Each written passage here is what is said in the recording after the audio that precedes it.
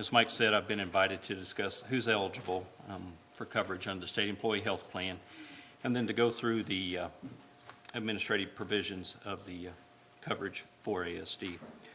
And as Mike said, House Bill number 2160 allowed for the State Employee Health Plan to establish a pilot program to provide benefits for the diagnosis and treatment of ASD beginning January 1, 2011.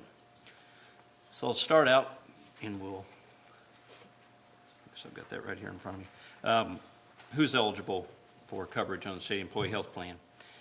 And the groups that are eligible are State of Kansas benefit eligible employees who elected coverage under the health plan, contracted public employers that entered into a contract to receive their health insurance coverage under the State Employee Health Plan.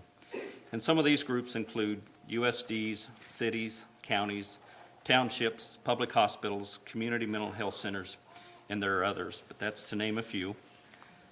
And of this group, they're direct bill members.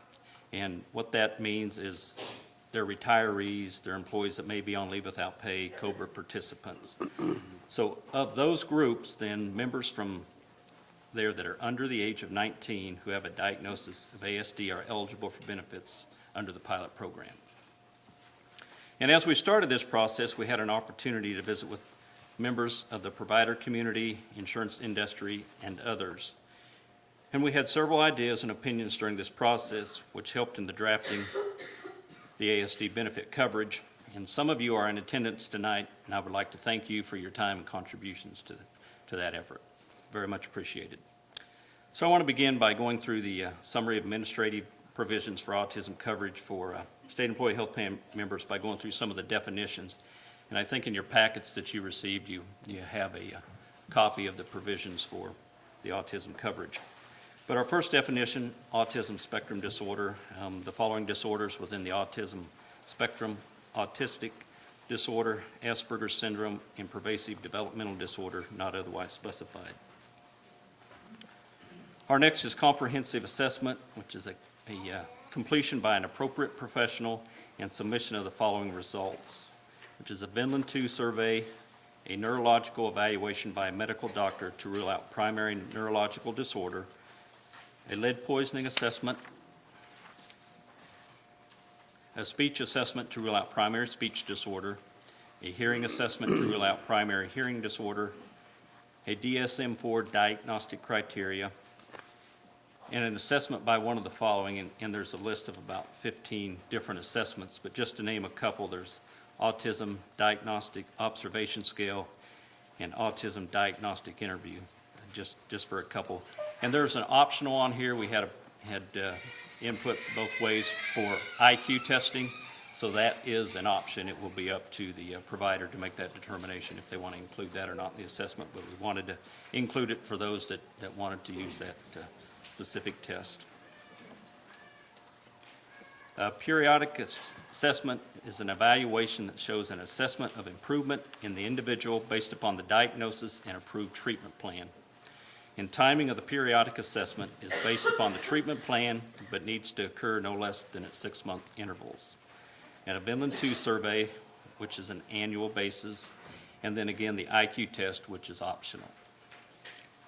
Treatment plan is a submission by a provider or group of providers and signed by both the provider, parent, or caregiver that includes the type of therapy to be administered and methods of intervention, the goals including specific problems or behaviors requiring treatment, frequency of services to be provided.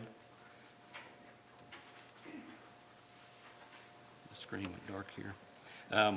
Frequency of parent or caregiver participation at therapy sessions, description of supervision, and periodic measures for the therapy, including the frequency at which goals will be reviewed and updated, who will administer the therapy, and the patient's current ability to perform the desired results of the therapy.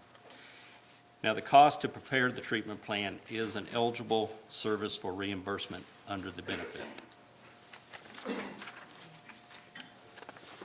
Now I'd like to go over some of the benefit provisions. Coverage is available for the diagnosis and treatment of ASD, and treatment begins upon receipt and approval of the treatment plan.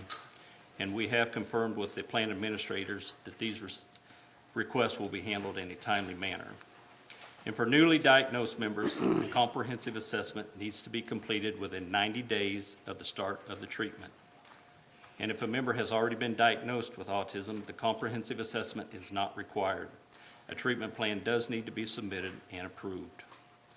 And as Mike mentioned, the bill does provide for coverage limits, and children under age 7 have an annual benefit limit of $36,000, and children age 7 to age 19 have an annual benefit limit of $27,000.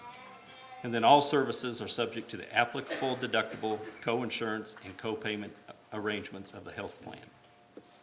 And then by March 1st, 2012, the Kansas State Employee Health Care Commission shall submit a report to the legislature to include the impact that the mandated coverage for autism spectrum disorder has had on the state health care benefits program, data on the utilization of coverage for autism by covered individuals and the cost of providing such coverage, and a recommendation whether such mandated coverage for autism spectrum disorder should continue for the state health care benefits program, or whether additional utilization and cost data is required.